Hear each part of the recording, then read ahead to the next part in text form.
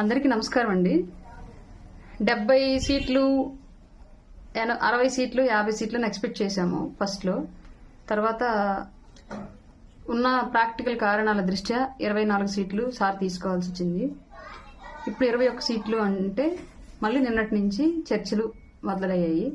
నాకు ఒకటి తెలియగలుగుతా, 70కి 24కి మధ్య వ్యత్యాసం ఎక్కువ ఉంది కాబట్టి మనం దాని గురించి ఎక్కువసేపు చర్చించాము అన్నా, బాధపడ్డాము అన్నా, తర్జన వర్జనలు అయ్యాము అన్న అర్థం ఉంది. 24కి 21కి పెద్ద తేడా ఏముందని చెప్పేసి మన గురించి మళ్ళీ ఇంకొకసారి ఆలోచనలు. తగ్గడం అయిపోయింది, ఇంకా నెగ్గడం గురించి ఆలోచిద్దాం. ఇప్పుడు ఉమ్మడి పార్టీ నెగ్గాలి అన్నా, జనసేన పార్టీకి ఇరు పార్టీల దృష్టి, అటు కేంద్రంలో అధికారంలో ఉన్న పార్టీ, ఇటు రాష్ట్రంలో ఎక్కువ క్యాడర్ ఉండి అనుభవం ఉన్న పార్టీ, సీనియర్ పార్టీగా చెప్పుకోబడుతున్నటువంటి పార్టీ, ఈ రెండు పార్టీల మధ్యలో అధ్యక్షుడి మాట, పార్టీ వాయిస్ రెండు బలంగా నిలబడాలి అంటే పవన్ కళ్యాణ్ గారి మాట ప్రకారం, ఆయన తీసుకున్న నిర్ణయం ప్రకారం 100% సక్సెస్ఫుల్ రేట్ ని ఇవ్వడం మన బాధ్యత. అభ్యర్థుల గెలుపు అనేది జగన్మోహన్ రెడ్డి యొక్క అసమర్థ పరిపాలన ఆల్రెడీ డిసైడ్ చేసేసింది మన అభ్యర్థుల గెలుపు. కానీ ఇప్పుడు రేపొద్దున పోలింగ్ బూత్ దగ్గర ట్రాన్స్పరెన్సీగా ఎలక్షన్ నడవాలి అన్నా,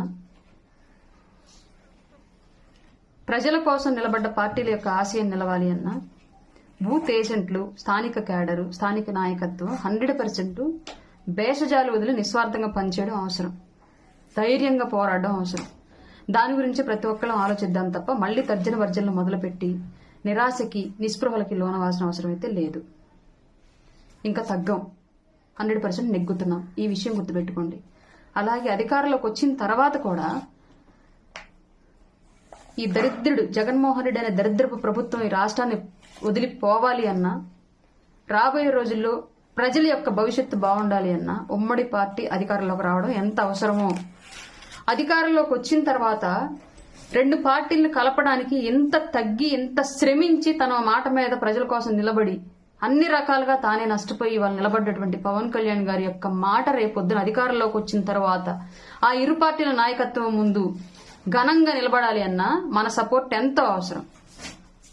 కాబట్టి ఇంకా మళ్ళీ దానికి సంబంధించి తర్జన భర్జనలు వదిలేసి 100% అధ్యక్షుల వారి మాట ప్రకారము, ఉమ్మడి పార్టీ యొక్క నిర్ణయాల ప్రకారము, పొత్తులో ఉన్న ప్రతి అభ్యర్థి, టికెట్ తీసుకున్న ప్రతి అభ్యర్థిని గెలిపించే దిశగా అడుగులు వేద్దాము.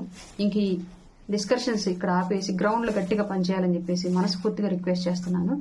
అలాగే నాకు హెల్త్ బానే ఉంది ఇప్పుడు ప్రెసెంట్. నేను నిన్న మార్నింగే, మన నైట్ ఇష్యూ జరిగింది, ఓవర్ నైట్ అంతా నేను హాస్పిటల్లో ఉన్నాను. ఎర్లీ మార్నింగ్ 7:20 కల్లా హాస్పిటల్ నుంచి 10 వరకు ఉండమన్నారు వాళ్ళు.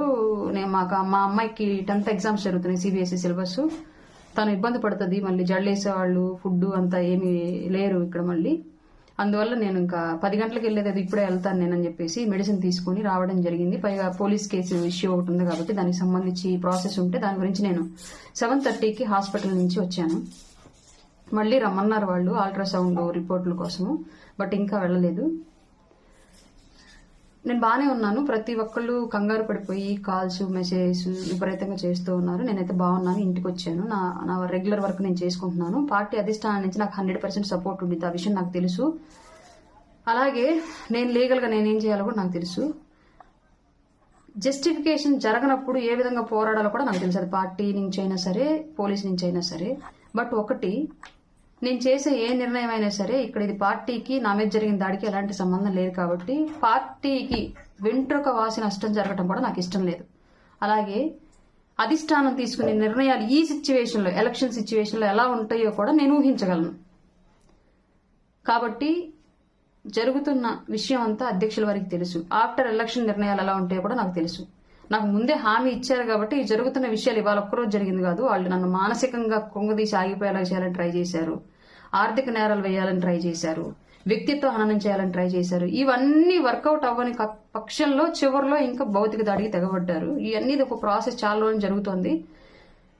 ఆఫ్టర్ ఎలక్షన్ దీని మీద డెసిషన్ అనేది అధిష్టానం నుంచి ఉండిద్దని నాకు ముందే తెలుసు. కానీ అనుకోకుండా నిన్న వాళ్ళు చేసిన విషయం వల్ల అది బయట పడిపోయింది, నా ప్రమేయం లేకుండా జరిగిపోయింది. కాబట్టి దీని మీద ఎలా వెళ్ళాలి, ఏం చేయాలి అనేది నాకు ఒక క్లారిటీ ఉంది. అలాగే నాకు 100% పార్టీ సైడ్ నుంచి సపోర్ట్ ఉంటుంది. జిల్లా నుంచి కూడా పెద్ద ఎత్తున నాకు సపోర్ట్ ఉంది. కాబట్టి ఎవరు దీని గురించి కంగారు పడాల్సిన అవసరం లేదు.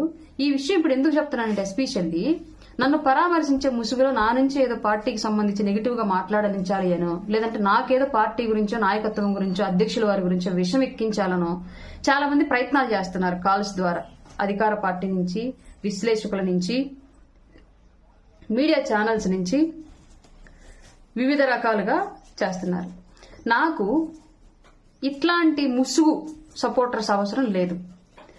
నాకు బీసీ సంఘాల నుంచి, ఎస్సీ సంఘాల నుంచి పెద్ద ఎత్తున సపోర్ట్ ఉంది. నిజంగానే గనక దీన్ని నేను ఒక కౌంటర్ అటాక్ కిందే గనక తీసుకెళ్లాలి అనుకుంటే నేను తారాస్థాయికి తీసుకెళ్లగలను. కానీ వాళ్ళు నా పార్టీలో వాళ్ళే. నేను దీన్ని అంత స్థాయిలోకి తీసుకెళ్ళి పార్టీ అధిష్టాన నిర్ణయం నా ఫైనల్.